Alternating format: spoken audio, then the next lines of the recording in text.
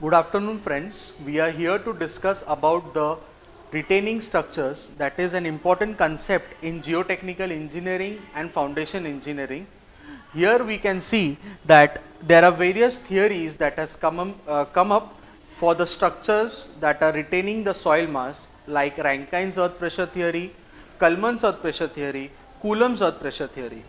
On that note, I can start the lecture by telling that there are various pressure diagrams which are exerted or which we can draw on the basis of the theories.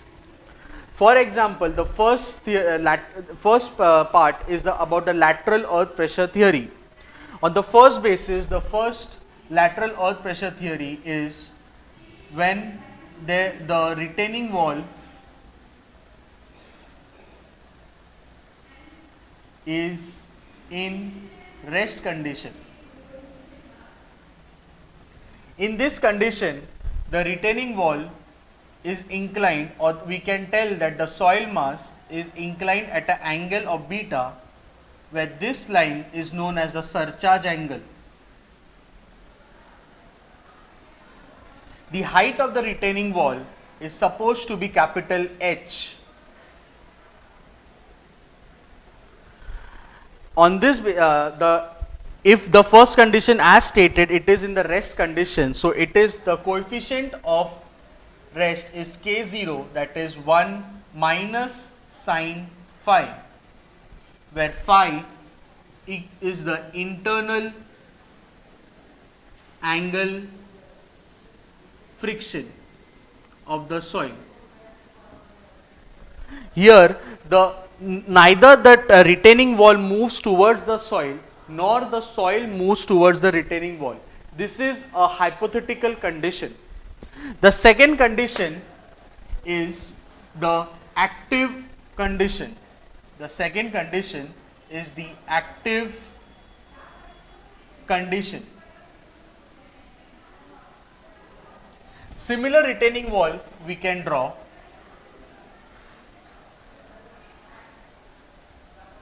Here also, this is the ground level. The soil is inclined at an angle of beta, where this is the surcharge angle or the surcharge line. This is the retaining wall.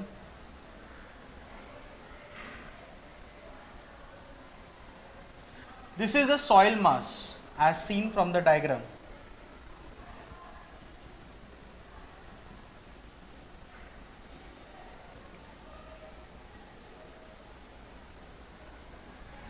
In active condition, the soil mass tends to move downward in direction. It is the downward movement of the soil. This downward movement, or either I can say that this retaining wall moves away from the soil in active condition. This is the resultant active thrust that is denoted by PA, that is given as half into Ka into gamma into H, or here Ka is the coefficient of active pressure, which is given as 1 minus sine phi upon 1 plus sine phi. The most important thing here, this gamma is the density of the soil.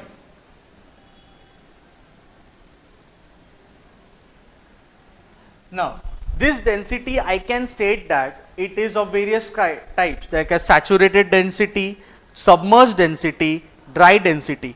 If the soil is in dry condition, then the dry density will be considered.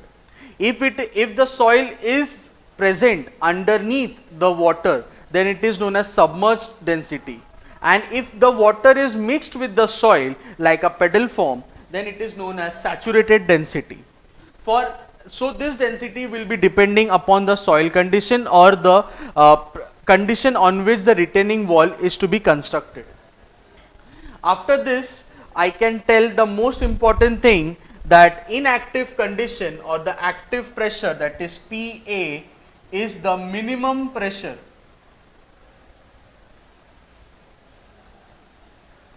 It is the minimum pressure. Next condition, that is the passive condition.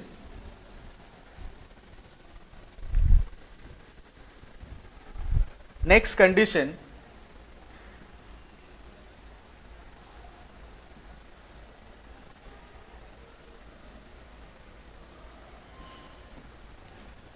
here again the retaining wall is there. This is the ground level. This is the inclined line or the surcharge line.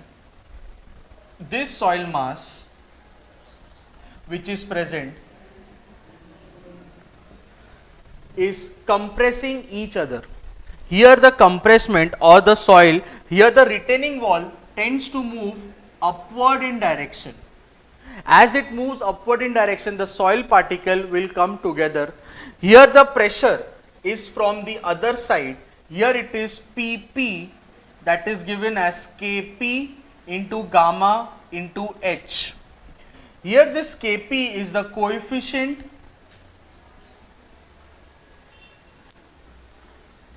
of passive pressure.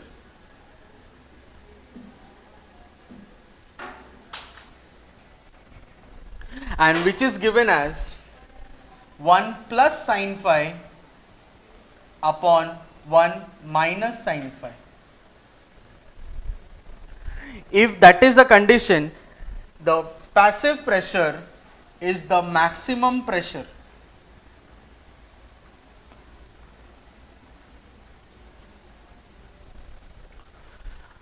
As now we have studied the three concepts of the lateral earth pressure theory, that is the active condition, passive condition and at rest condition. So we are now able to draw the pressure diagram.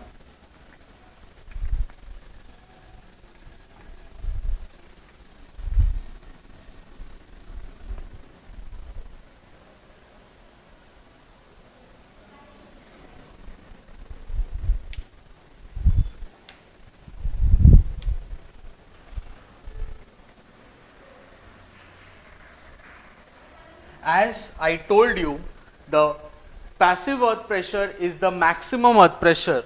So this is the maximum point of this graph. So this is the passive condition. This is the place where the curve passes from this section to the next section. So this is where it becomes at rest condition. There is no movement of the retaining wall. So this is the rest condition. And lastly, this is the minimum pressure. So this is the active condition. On the x-axis, this is the movement of the retaining wall.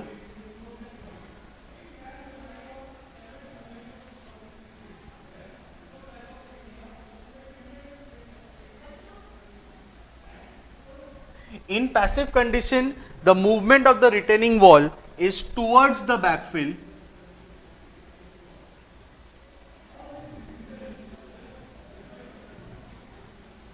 Whereas in active condition, the movement of the retaining wall is away from the backfill.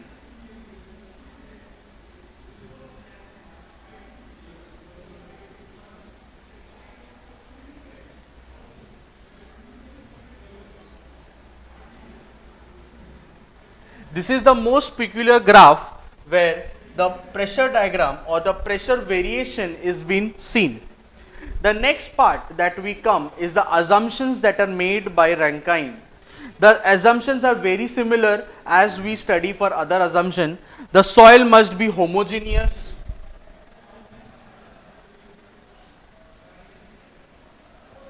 The soil must be isotropic.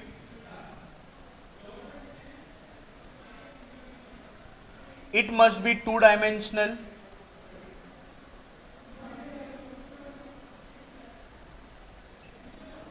the retaining wall or the back of the retaining wall instead of that is smooth and vertical.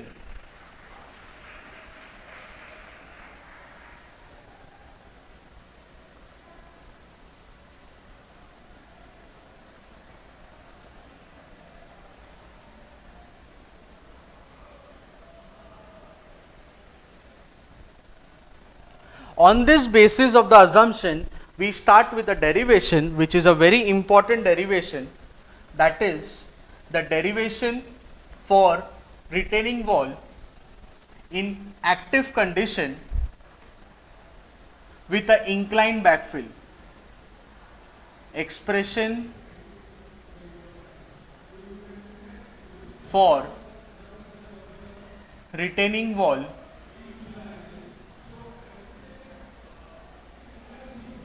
in active condition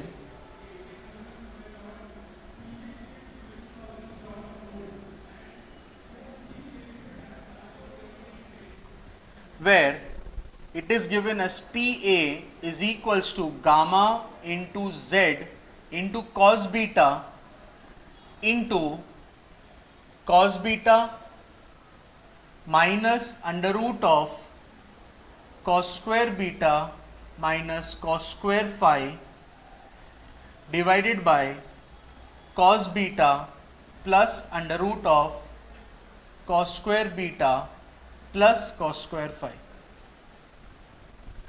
where gamma is the unit weight of the soil, Z is the height of the retaining wall,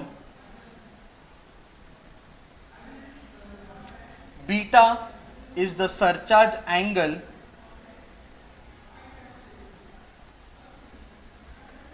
and phi is the internal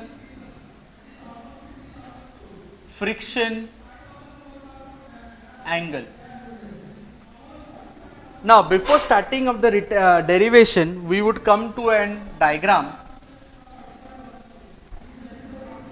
where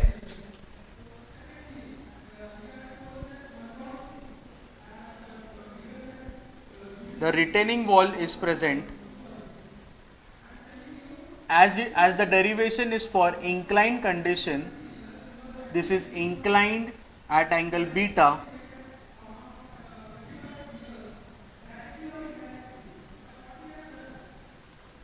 Now, we consider a very small element of soil which is located at a height of Z from the inclined surface. As we know, this is inclined at beta angle.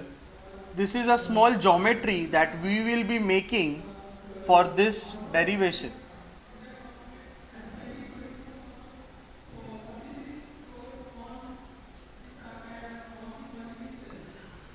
Now, as seen from the figure, if the side of I consider the retaining structure or the soil element of size B, small b. So this side will be B cos beta, this height will be B sin beta. If this is B sin beta, if I want to find the area of the trapezoidal or the trapezium, that is A, B, C, D, that is the area of the trapezoidal or the prism, it is the area of these two rectangles, small rectangles that we can see, and the area of this one triangle.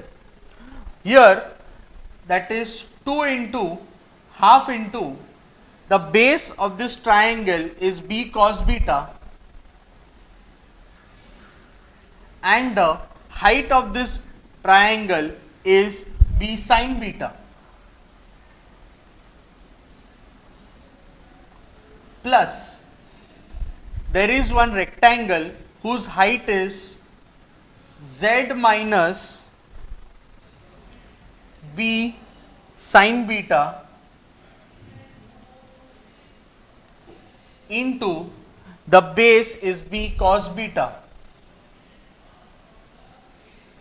After the solution, I get it as z b cos beta, that is the area.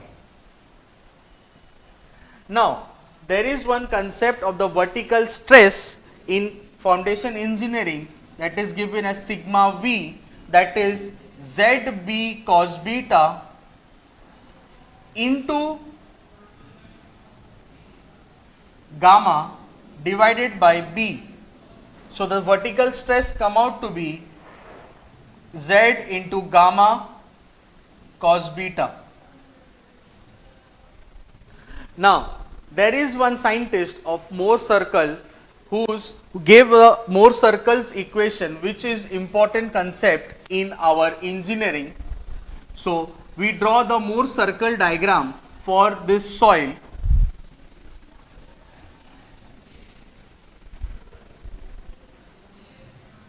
Whereas on the x axis is the stress and on the y axis is the sigma, that is tau.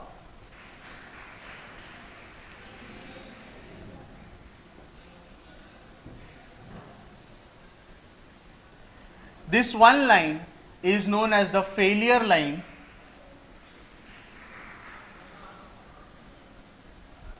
which is tangent at this Mohr circle at only one point, and I suppose that point to be F. Now, because this derivation is for a surcharge angle beta, so there will be a beta line which will be passing through the circle. So this is the beta line or the surcharge line. This beta line is at an angle of beta, where this failure envelope or the failure line, it inclined at an angle of phi. This is the center of the circle.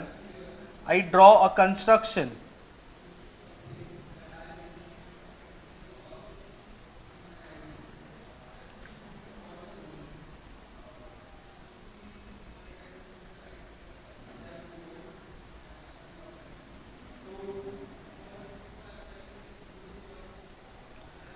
This is the minor principal stress, that is sigma 3. This is the major principal stress, that is sigma 1. And this one is sigma 1 minus sigma 3. After that, we can start with the derivation of PA by sigma V. Now, this is the points. This is D, this is P, this is O, this is C, this is A. So, this is known as the conjugate stress ratio.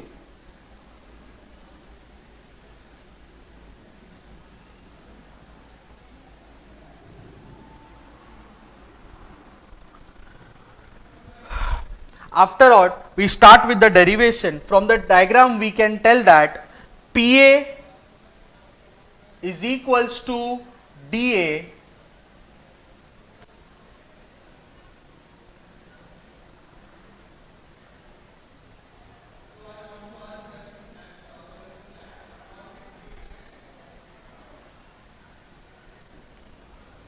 that is equals to under root of PC square minus AC square. This is from the geometry. Now, if I take the ratio again, PA by sigma V, it is OP divided by OD. Now, OP can be written as OD minus PD, OD minus PD, and OD can be written as OP plus PD.